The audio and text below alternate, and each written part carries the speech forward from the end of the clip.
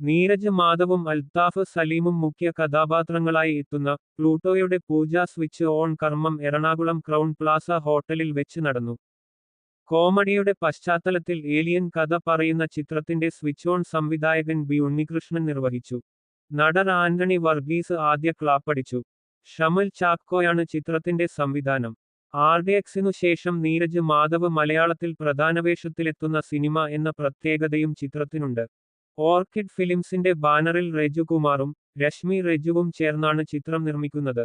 ചിത്രത്തിന്റെ shooting July ആദ്യ വാരം ആരംഭിക്കും. 2025 നവംബറിലാണ് തിയേറ്റർ റിലീസ് ലക്ഷ്യമിടുന്നത്. കോമഡി, ഫാന്റസി, സയൻസ് ഫിക്ഷൻ എന്നീ ഘടകങ്ങൾ ഒന്നിച്ചു കൂടുന്ന ഒരു ചിത്രമായിരിക്കും പ്ലൂട്ടോ എന്നാണ് റിപ്പോർട്ട്. ചിത്രത്തിന്റെ രചനയും ക്രിയേറ്റീവ് ഡയറക്ഷനും നിർവഹിക്കുന്നത് നിയാസ് മുഹമ്മദ്. ശ്രീരാജ രവീന്ദ്രൻ ഛായാഗ്രഹണം നിർവഹിക്കുന്ന ചിത്രത്തിന്റെ എഡിറ്റിംഗ് അപ്പു ഭട്ടതിരിയാണ്. അശ്വിൻ ആര്യനാണ് സംഗീതം.